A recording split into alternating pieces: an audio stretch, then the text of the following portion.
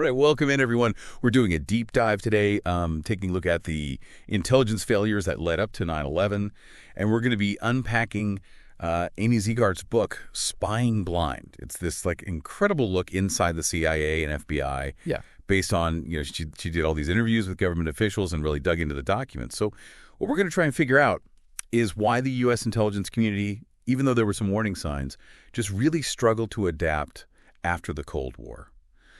And, I guess how that left the country vulnerable. What do you think?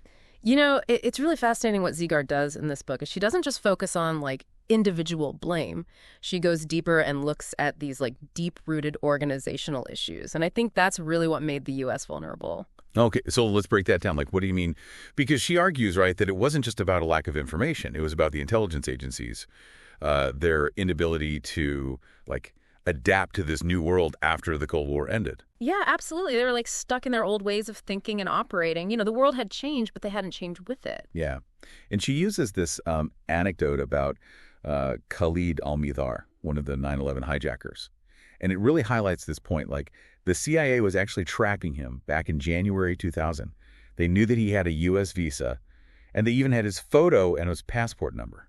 It's just mind-blowing when you think about it. They had all of that information, and yet they didn't, put him on a watch list or even tell the FBI about him really until just weeks before the attack. Weeks before. It's crazy. So he was already in the U.S. by then. Oh, yeah. He was already here, learning to fly, had gotten a driver's license in California. Wow. So this, it wasn't just a few people making mistakes. Zegart saying it was a systemic problem across the CIA and FBI. So why were these agencies struggling so much to change, to adapt?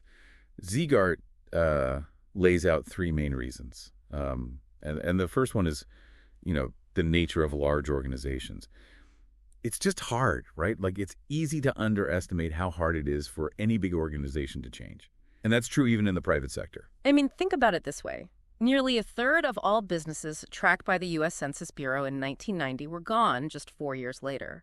So, adaptation and change, it's hard, even when you're not dealing with national security and all the complexities that come with that. Yeah, it makes you think. How is any large organization, especially one as complex as the CIA or the FBI, going to shift gears when the world around them is changing so fast? Exactly. They get caught up in their habits, their routines, and their old ways of thinking, and all that makes it incredibly hard to adapt. And then you've got the political side of things too, right? Mm. Zegart's second reason is that presidents often avoid pushing for these big intelligence reforms because, well, let's face it, it can be politically risky. Totally. The potential downsides are huge. You could have backlash from within the intelligence community, from Congress, from the public.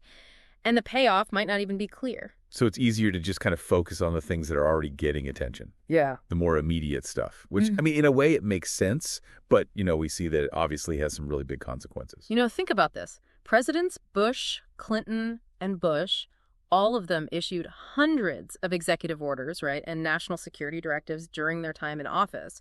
But none of them, not a single one, focused on major intelligence reform. Wow. It's pretty telling. Yeah. Zegart even mentions this example of Senator John McCain. He tried to reform intelligence back in 1995. Yeah. And it basically just went nowhere. He had opposition from inside the Pentagon, and he couldn't get President Clinton to really get behind the idea. It just highlights, just how difficult it is to make these changes, even when there seems to be a clear need. Yeah. And then the third challenge is just the structure of the U.S. government itself. Passing any law is hard enough. But when you're talking about something as complex as intelligence reform, it's a whole other beast. Right. You need multiple committees to agree. You need majorities in both houses of Congress. You need the president's signature. There are so many places where it can just go off the rails. And that's not even accounting for all the political stuff happening behind the scenes. Yep. People who just don't want reform can really easily throw up roadblocks and, sabotage the whole thing. Exactly. So you've got those three big things working against change, how organizations work, those political calculations, and then just the structure of our government. And, it creates this perfect storm that makes it really, really hard to reform things, even when, the warning signs are there. So we've got a sense of the big picture, I think, but let's zoom in on the CIA specifically. Zegart goes into three main problem areas. The CIA's structure, the culture there, and then their incentive system. Well, let's start with the structure itself. which surprisingly hadn't been significantly updated since its creation in 1947. Yeah, you'd think for an organization that's, dealing with something as dynamic as intelligence would need to adapt their structure over time. But that didn't really happen with the CIA. So what were the consequences of that? Well, that rigid structure created these divisions within the agency, especially between domestic and foreign intelligence, and they just didn't talk to each other. It's almost as if you have these two groups, right, that aren't communicating, even though the threats they're dealing with are more and more connected all the time. It's like trying to fight a war with two separate armies that refuse to coordinate their movements. And this is the kind of thing that made it so hard for the CIA to address these new threats like terrorism. Right, right. And then there's a culture, right? The culture at the CIA, we know there's a certain level of secrecy with intelligence work. But Zegart talks about how this need-to-know thing, it got so extreme that it actually got in their way. Oh, yeah. It got so ingrained that it hampered their ability to, actually work together, even when they desperately needed to. Zegart actually shares this anecdote about a national security agency official who, literally superglued his old agency badge back together rather than using the new, community-wide badge that they were given. Wow. It's hard to imagine being that resistant to change for something as simple as a badge, It just, it really captures those deeply rooted cultural problems that the CIA had. They were so focused on protecting their own, turf and information that they missed the big picture. Yeah, yeah. And then on top of the structural and cultural stuff, Zegart also talks about the CIA's incentive system. She calls them perverse incentives, which, sounds kind of ominous. What did she mean by that? So basically, the CIA's reward system was all about putting out fires, tackling immediate problems, and churning out reports, lots and lots of reports. It was all about quantity over quality. Okay. So how did that impact their ability to really deal with this long-term threat like terrorism? Well, it meant that analysts who were really interested in getting into those, strategic long-term questions, they weren't really rewarded for that kind of work. They were being pushed to focus on what was urgent, what was right in front of them, the things that would get them noticed and promoted. Right. Makes sense. If you're rewarded for putting out fires, you're going to focus on putting out fires. Oh, exactly. And Zegart found that critical areas, counterterrorism, for instance, they were often understaffed. Yeah. And they'd be filled with less experienced analysts. 'Cause, those were considered less desirable assignments. It's kind of crazy to think about. You got these people who are, maybe best equipped to understand terrorism, but they're being pushed away from those roles. Yeah. Yeah. Zegart even mentions this former CIA officer, Robert Baer, and he was trying to get the agency to let him enroll in a master's program in Middle Eastern studies. And they just gave him a really hard time about it. They didn't want him to become too much of an expert in this area that they didn't really see as a priority. Wow. Hard to believe that they would discourage someone from gaining expertise in a region that was clearly becoming a hotbed for terrorist activity. Yeah, it really shows how deeply ingrained these problems were. Okay. So we've got all these structural problems, the cultural stuff, the incentive system at the CIA. How did all of that actually play out in the years before 9/11? Well, I think one of the biggest things was the budget cuts they faced in the early 90s. They had to reduce their workforce by 25%. That's huge. Yeah. I mean, I imagine that was incredibly demoralizing for the people who worked there. Huh. And probably create a lot of chaos. Totally. And the CIA director at the time, James Woolsey, he actually said that the U.S. had slain a large dragon, meaning, the Soviet Union. But he said that we were now living in a jungle filled with a bewildering variety of poisonous snakes. So he was trying to warn everyone that the threats had changed. Yeah. But they were still trying to figure out how to do more with less. Exactly. And then you had President Clinton's Reinventing Government initiative, which was this whole thing about, streamlining government, making it more efficient. But within the CIA, it was kind of misinterpreted. It was seen as just another cost-cutting thing. So instead of focusing on adapting to new threats, they're worried about budget cuts and looking good on paper. Right. Exactly. And then you had George Tenet, who was the director of Central Intelligence, and he was trying to, make some internal changes, make the agency better, but he kept running into these roadblocks. What kind of roadblocks? Well, he tried to, like, get people to work in different agencies. Like, he wanted to promote this interagency collaboration. So intelligence officials would get a broader perspective, but people just ignored the directive. It's amazing how resistant to change they were. It shows you how deep those cultural and structural problems were. It wasn't just about, like, changing a few policies. It was about changing, like, the whole mindset. So while all that was happening at the CIA, the FBI was dealing with its own problems. Yeah. What were some of the key things Zegart points out about the FBI? Well, one of the biggest was just their structure. They were so decentralized. Imagine like 56 largely autonomous field offices all over the country, each with, their own priorities, their own ways of doing things. Just like a bunch of little mini FBI. Yeah. And each one, like, used to guarding their own information and operating independently. Zegart talks about how this made information sharing a nightmare, even on terrorism cases. Yeah, sounds like a recipe for disaster. Especially when you're talking about something as like complex and coordinated as terrorism. It was. And on top of that, they had this really strong, like, law enforcement culture. Yeah. Which made it really hard for them to shift to this more proactive way of, thinking about counterterrorism. They were great at reacting to crimes after they happened, but preventing them was a whole different story. Right, right. There's this great quote from a veteran FBI agent. He said, "Real men don't type. The only thing a real agent needs is a notebook, a pen, and a gun." Like, they just weren't equipped culturally or technologically to handle terrorism. Yeah, and Zegart also mentions their resistance to like technology and analysis. What did that look like? Well, the FBI was really, really attached to what they called this case-driven approach. So they focused on investigating individual crimes rather than trying to connect the dots and see the bigger picture of, the overall terrorist threat. So missing the forest for the trees? Exactly. They were so focused on individual cases that they weren't really seeing the patterns and trends that, might have helped them predict or prevent a larger attack. And they weren't exactly embracing technology, right? Right. They really resisted adopting, like, new technology and modern analytical tools. Remember that trilogy thing? The Information Modernization Program. The one that cost nearly $200 million.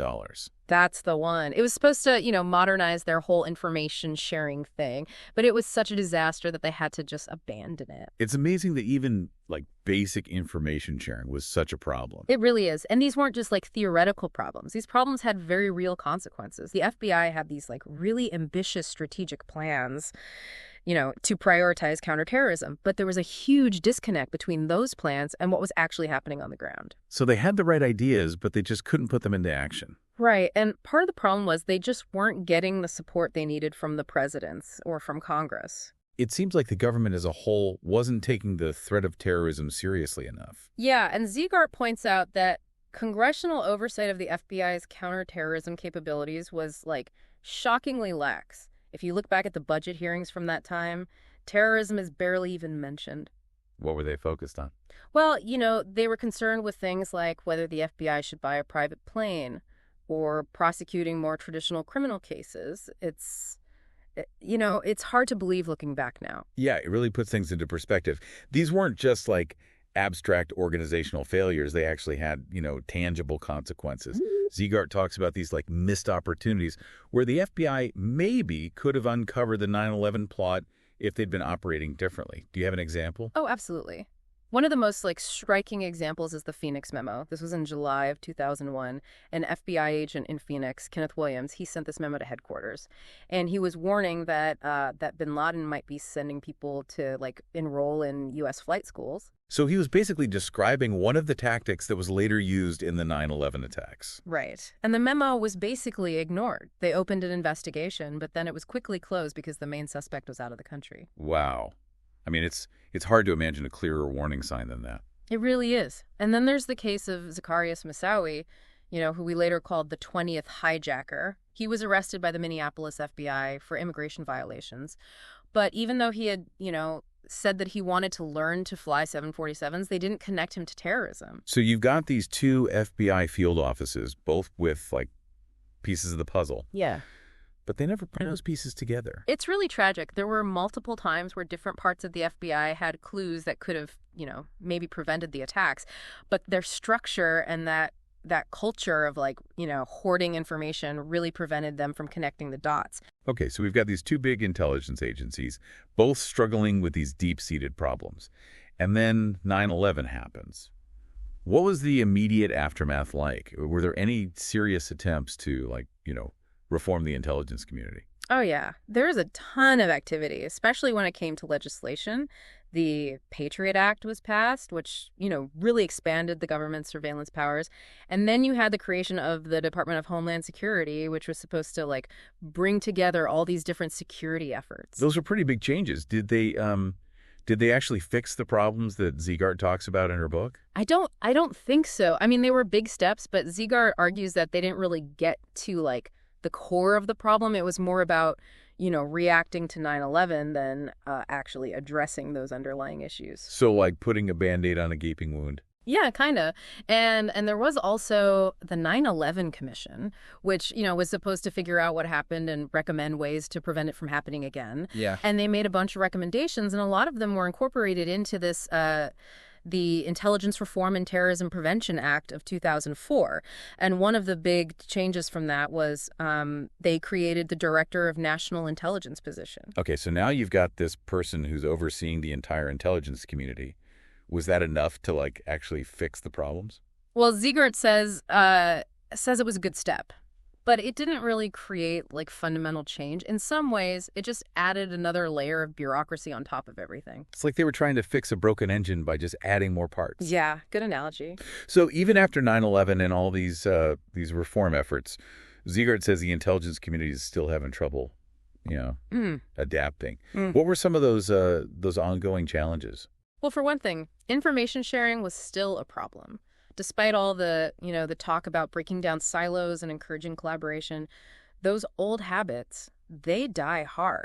It's like trying to get different species to cooperate in the wild, It's just not in their nature. Right, exactly. And then they were still struggling with strategic analysis. Like, they would get caught up in these day-to-day crises, and it was hard for them to really focus on the long-term trends and the new threats that were emerging. Always fighting the last war. Exactly. And then on top of that, they had this challenge of, like, just adapting to the whole new world after 9/11. Things had changed dramatically, but the intelligence community was still trying to figure out how to operate in this new reality. So they were using old tools to solve new problems. Yeah, pretty much. So what does this all mean? Like, what's the big takeaway from Zegart's book? What do you think?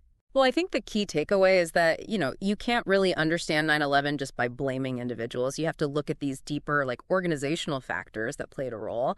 We have to understand why these agencies were so resistant to change, even when the stakes were so high. It's a lot easier, right, to just point fingers and say, this person messed up or that person should have done this. But Zegart's book really makes us confront these bigger systemic problems. Yeah. And it's not just about 9/11 either. These insights apply to, all kinds of fields. I mean, anywhere you have organizations trying to, keep up with a rapidly changing world, whether it's business, tech, government, you name it, these challenges are, like, universal. Yeah. It makes you wonder if we're, like, doomed to repeat these kinds of mistakes.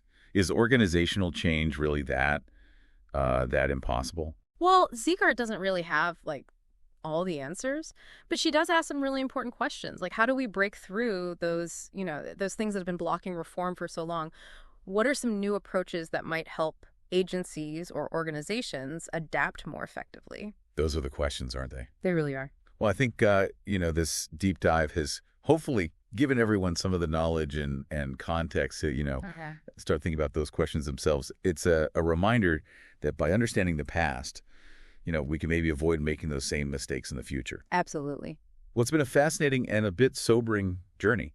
I encourage you to, pick up a copy of Spying Blend, dive deeper into Zegart's work, and, as you go about your day, think about those challenges of organizational change in your own life, your own work.